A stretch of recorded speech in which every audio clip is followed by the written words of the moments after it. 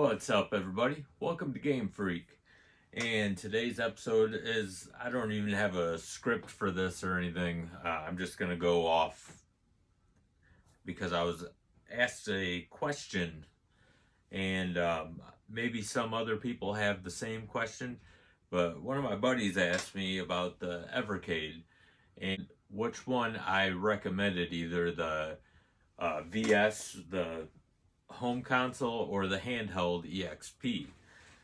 And that's kind of a loaded question because I have both of them. But just like a video game, a console or a handheld, that's preference. It all comes down to preference. So the only thing that I can really say is, like, let's start with the EXP. Um, this handheld is wonderful.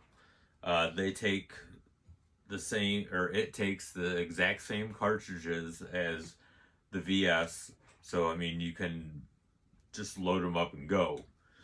And you can play it anywhere. The downside of the EXP is I have noticed the battery life isn't the greatest. The picture, all fantastic. The buttons, the D-pad, everything feels really good on this. But the battery life isn't really the best. If you read the instructions, which most people don't, but I was curious after I noticed that the battery life wasn't lasting real long. It says that it should last about 4 hours on a fully charged battery. I'm getting around 3 hours, which isn't horrible. I mean, you could just plug it in and charge it back up. Not a big deal. But, 3 hours is 3 hours. I mean, whatever. If I don't really travel much anyway, I basically got the EXP in case I don't feel like sitting here in the game room and playing on the TV. I can take this out to my recliner and sit back and play. But 3 hours, that's good for me. But I guess if, like, you're a passenger on the road or something, 3 hours might not be sustainable for however long your little voyage is.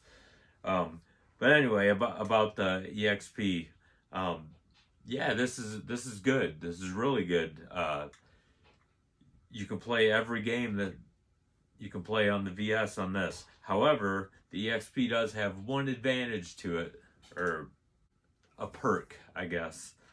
And the perk for the EXP is it has an 18 game Capcom library loaded into it.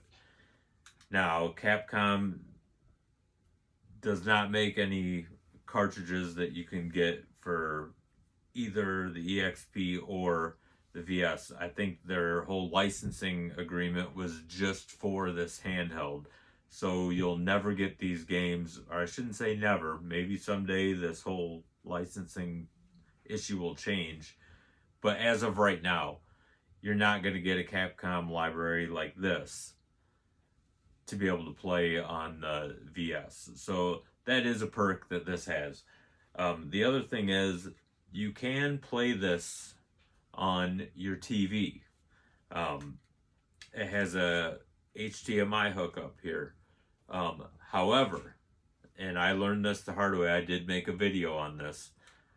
You have to get a connection. This is a mini HDMI slot right here. So in order to hook up your HDMI cable, you could just go to, like, your local Walmart or Meijer or whatever and get an adapter like this.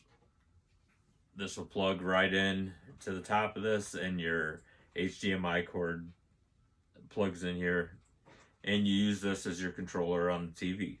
I've only tried it one time, and that was for video purposes. I didn't get the EXP to play on the TV. I got the EXP so if I didn't want to play on the TV.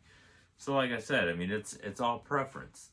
Where the VS, You'll never have to worry about charging it up or anything like that. It is small, it's portable, uh, but you can't play it on the go. I mean, unless you have a small TV like in your car or vehicle or something, and you're not driving, obviously. But yeah, the VS has some cool features too. I mean, you can put two cartridges in at once, and the game face when it comes up, your menu screen, both games from them carts will be listed on there, and it it's really a convenient console. In fact, I've been playing my VS more than my PS5 lately, um, and I love the PS5. To pick one or the other, I can't really do that. I recommend both of them. I mean, it's preference. It all comes down to preference.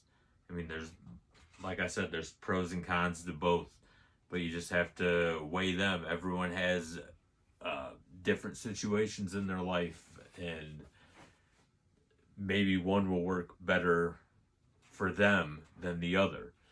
So that's totally up to you. I can honestly say that I love both the EXP and the VS, so I can recommend both of them, but I can't recommend just one of them. I can't just pick one and say, yeah, I'd get this one over this one, because they're both so good. If you were thinking about buying one of these and you just didn't know which one to get, if you're going to be traveling a lot, go with the EXP. If it's more just something to play at home, go with the VS.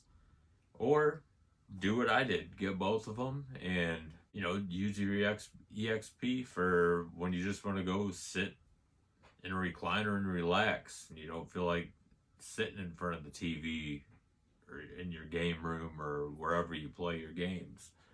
So it's totally up to you. I know it probably seems like a worthless video, but I did get that question, and I'm sure that the guy that asked me that question, he's probably not the only one thinking that. I mean, I'm sure, there's thousands of people out there wondering, well, I'm considering getting an Evercade, but I don't know which one to get. You do the pros and cons on your own. So I hope that helped out a little bit. I'm sure it didn't, but hey, that's why we play games, man. It's a trial and error thing, and these two definitely passed the test. So, that's up to you. So I'll see you in the next video. Don't forget to hit like and subscribe. And until next time, game on.